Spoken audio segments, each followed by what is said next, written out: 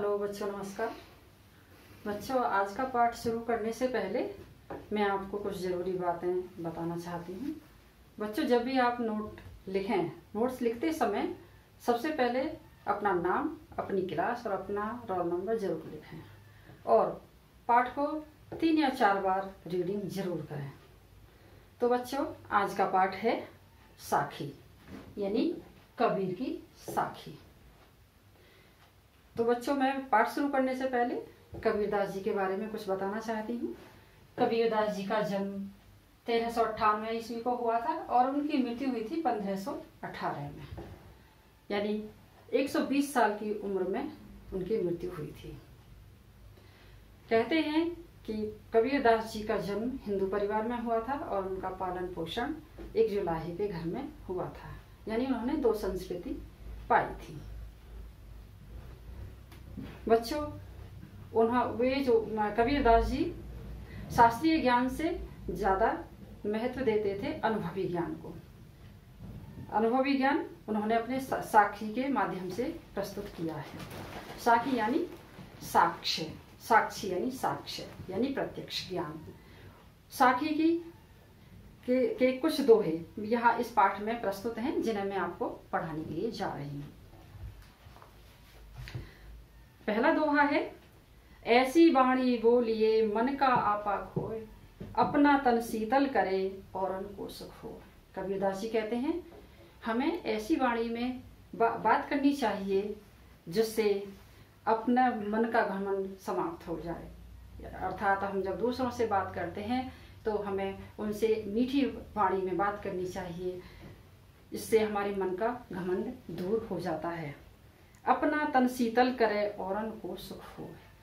मीठी वाणी में जब हम किसी से बात करते हैं, दूसरों से बात करते हैं, तब उससे हमारा अपना शरीर शीतल होता है, यानी ठंडक मिलती है हमारे शरीर को, औरन को सुख हो और दूसरों को भी सुख की प्राप्ति होती है। नेक्स्ट दोहा है, कस्तूरी कुंडली बसे मृग ढूंढे बनमा, ऐसे घटी घटी राम है दुनिया देखे नाही।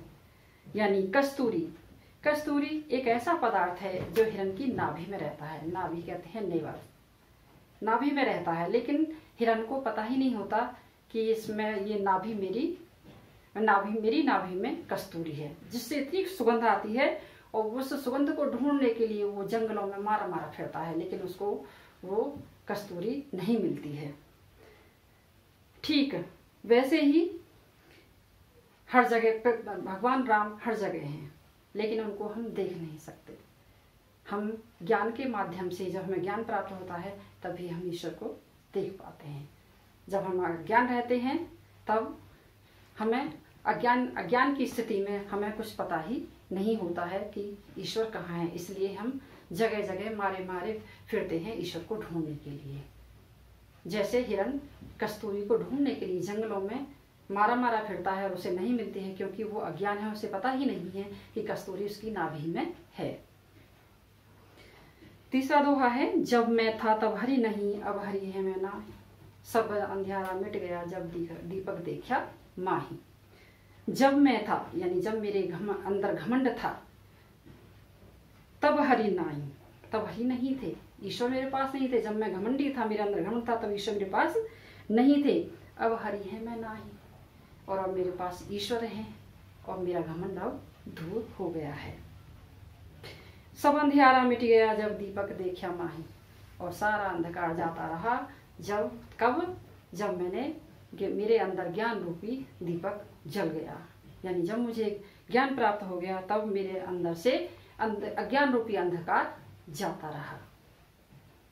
नेक्स्ट है, सुखिया सब संसार है, खाए और सोए। दुखिया दास कबीर है, जागे और रोए। यानी सुखिया सब संसार है, खाए और सोए। कबीरदास जी कहते हैं कि सारा संसार सुखी है। क्यों सुखी है? क्योंकि वो खाता है और सो जाता है, यानी वो अर्थात वो अज्ञान है, उसे सही का ज्ञान नहीं है, ईश्वर का ज्ञान नहीं है। दुखिया दास कबीर है, जागे और रोए। दुखी कौन है? कबीरदास, क्योंकि वो जागता है तो रोता है, यानी दुनिया के रंग ढंग को देखकर दुखी होता है, क्योंकि उसी के सच का ज्ञान है।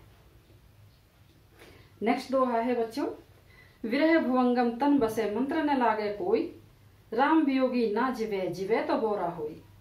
विरह भुवंगम तन बसे, यानी विरह रूपी जो सर्प है, जो सांप है, मेरे अंदर आकर के बस गया है। मंत्र न लागे कोई, यानी कोई मंत्र यानी उपाय काम नहीं कर रहा है। जैसे जब सांप जो है किसी को काट लेता है और उसका जहर इतना प्रभावी होता है कि उस पर कोई भी मंत्र यानी कोई भी झाड़ फूंक उपाय कुछ भी काम नहीं आता है, ठीक वैसे ही मेरे अंदर विरह रूपी सर्प आकर के बस गया है और कोई भी उपाय काम नहीं कर रहा है। राम वियोगी ना जिवे जिवे तो बोरा हो, ठीक वैसे ही अगर राम का से जो अलग हो जाता है, जो ईश्वर से अलग हो जाता है, वो इंसान जीवित नहीं रहता। अगर जीवित रहता है तो पागल की स्थिति में रहता है, वो पागल हो जाता है। बच्चों नेक्स्ट दोहा है, निंदक नेड़ा राखिए आंगन कुटी बंधाई, बिन सावण पानी बिना निर्मल करे सुभाई। निंदक नेड़ा राखिए, यानी बुराई करने वाला व्यक्ति यानी आलोचक, नेड़ा यानी पास, उसे अपने पास में रख लेना चाहिए। निंदक नेड़ा राखिए आंगन कुटी बंधाई, और उसमें बुराई करने वाले व्यक्ति के लिए क्या करना चाहिए, अपने आंगन में, अपने कैंपस में ही उसके लिए एक झोंपड़ी बना देनी चाहिए, कुटी बना देनी चाहिए और उस बुराई करने वाले व्यक्ति को वहीं रख लेना चाहिए। क्यों कर लेना चाहिए, ऐसा क्यों करना चाहिए, बिन सावण पानी बिना निर्मल करे सुभाई। ऐसा जो व्यक्ति है वो जो है बिना पानी और बिना साबुन के हमारे स्वभाव को निर्मल बना देता है। कैसे बना देता है, बुराई करने वाला व्यक्ति जो है वो हमारे स्वभाव को निर्मल कैसे बना देता है बिना पानी साबुन के, क्योंकि वो हमारी गलतियों को हमें बताता रहता है, हमारी बुराई करता रहता है और हम हमारे अंदर जो बुराइयां हम उनको दूर करते चले जाते हैं और इस तरह से हमारा स्वभाव जो है वो निर्मल यानी साफ हो जाता है। नेक्स्ट दोहा है, पोथी पढ़ी पढ़ी जग मुआ पंडित भया न कोई, एक ही आशिर पीव का पढ़े सुपंडित होई। कबीरदास जी कहते हैं, पोथी पढ़ी पढ़ी जग मुआ, यानी जो सारा संसार है वो पुस्तकें पढ़ पढ़ करके मर गया, पंडित भया न कोई, लेकिन कोई भी पंडित यानी विद्वान नहीं बन पाया, यानी कोई फायदा नहीं मिला उन्हें। सारा संसार जो पुस्तकें पढ़ पढ़ करके मर गया लेकिन विद्वान नहीं हुआ तो कोई फायदा नहीं। एक ही अक्षर पीव का पढ़े सुपंडित हुई, सिर्फ एक ही जो अक्षर है वो जो है प्रेम का, ईश्वर का पढ़ लेना ही पर्याप्त है। अगर हम ईश्वर को जान जाएंगे, प्रेम को जान जाएंगे तो हम विद्वान बन जाएंगे, हमें ज्यादा पुस्तकें पढ़ने की जरूरत नहीं पड़ेगी।